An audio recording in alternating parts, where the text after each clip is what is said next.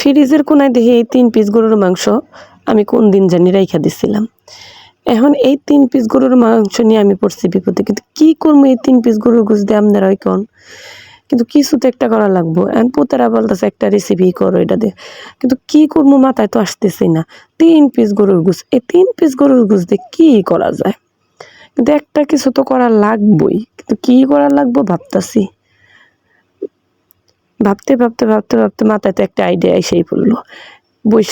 বইসা পড়লাম শিলপাটা নিয়া। এখন শিলপাটা দিয়ে আমি উত্তম মাধ্যম করে মাংসগুলারে ছেঁচা নিমু। আপনাদের কাছে যদি ব্লেন্ডার থাকে তাহলে আপনারা ব্লেন্ডার দিয়ে ছেঁচা নিবেন। এইখানে আমি শিলপাটার মধ্যে সমস্ত শক্তি দিয়ে একবারে ঘষে আমি এই মাংসটারে থেতো করে নিলাম।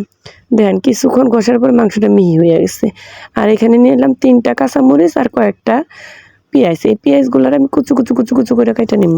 এইখানে কুচু করে কাটলেও কিন্তু আমি একবারে কুচু করে নেই। কুচুর থেকে একটু মোটা করছি।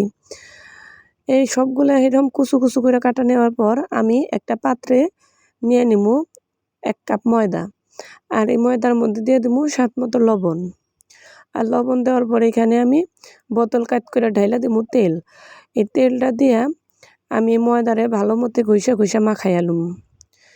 এটা যত ভালোভাবে ঘষমু এই ডোটা কিন্তু তত সুন্দর হবো। দেন আমি অল্প পানি মিক্স করে একটা ডো তৈরি করে নিলাম। এখন এই ডোটার মধ্যে একটু তেল আমি উপরে মাখাই নিব। মাখাই নিয়ে আমি একটি পাত্র দিয়ে ঢাইকে আমি 15 মিনিট রাইখা দিব, যাতে এটা নরম থাকে। এবং অপর দিকে আমি একটি পাত্র বসাই নিলাম এবং এই পাত্রের মধ্যে দিয়ে দিলাম তেল। আর এই তেলের মধ্যে দিয়ে দিলাম আগে থেকে কুচু করে রাখা পেঁয়াজ। এখন এই পেঁয়াজটারে আমি কয়েক মিনিট ভাজা লুম। ভাজা লওয়ার পরে এখানে আমি দিয়ে দিব আদা রসুন বাটা। এখন এই আদা রসুন বাটারও আমি কয়েক সেকেন্ড ভাজা লুম।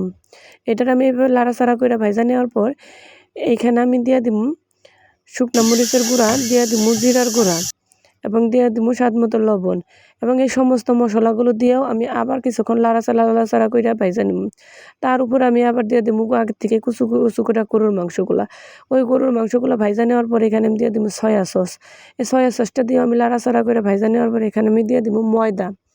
এই ময়দাটা দিয়েও আমি ভালোভাবে লাড়াচাড়া করে নিব। এটা কিন্তু ভালোভাবে লাড়াচাড়া করে নেওয়ার পর এখানে আমি দিয়ে দেবো একটু পানি। এই পানি দিয়ে আমি আবারও লাড়াচাড়া করে নিব। তারপরে দিয়ে দেবো এখানে আমি আরও পানি দিয়ে আবারও কিছুক্ষণ লাড়াচাড়া করে ঢাইকা নিব। ঢাইকা দেওয়ার পর আমি 2 মিনিট রান্না করে নেওয়ার পর আমি লাড়াচাড়া করে এটারে শুকাইয়া নিব। এটারে কিন্তু অনবরত লাড়াচাড়া করে নিতে হবে, নয় কিন্তু নিচে লাইগা যাব। এইভাবে কয়েক মিনিট লাড়াচাড়া করার পরেও দেখেন আমার কিন্তু বাসনের সাইড দিয়ে লাইগে গেছে। এটারে আমি গোতাগুতি করে তুইলা নিব। তারপর ওই যে আগের থেকে যে একটা ময়দার ডো তৈরি করছিলাম এটারে আবার কিছুক্ষণ মইলা আবার একটু নরম করে নিলাম। হাতের মধ্যে একটু নিয়ে গোল করে একটা বল বানাই নিলাম। এই বলের উপর আমি একটু ময়দা ছিটাই একটা রুটি বেলে নিব। আমরা সাধারণত যেরকম রুটি বানাই সেরকম একটা রুটি বানাই নিলাম। এখন এই রুটিটার মধ্যে গ্যাসটা 4টা ধইরা আমি আরও ছোটো রুটি বানাইয়া ওই রুটির মধ্যে দিয়া দিব আমি মাংসের পুর দিয়ে উপরে আরেকটা রুটি দিয়ে চাইপা আমি চতুর্দিকে লাগাই নিব। আঙ্গুল দিয়ে ভালোভাবে চাইপা লাগাই নেওয়ার পর আমি ছুরি দিয়ে কুচু করে চতুর্দিকে কাইটা নিব। কাইটা নেওয়ার পর হাত দিয়ে চাইপা আঙ্গুল দিয়ে আমি একটা পাপড়ির শেপ দিয়ে দিব। এই দেখেন আমার কত সুন্দর একটা ফুল হইয়া গেছে। এখন আমি সবগুলো করে নেওয়ার পর কড়াইয়ের মধ্যে দিয়ে দিব তেলের মধ্যে আমি এই পিঠাগুলা দিয়া লাড়াচাড়া করে নেব। যেহেতু ডুবা তেল বেশি লাড়াচাড়া করা লাগবে না। দেখেন আমার এই যে পিঠাগুলা ভাজা হয়ে গেছে। আশা করি আপনাদের কাছে ভালো লাগছে।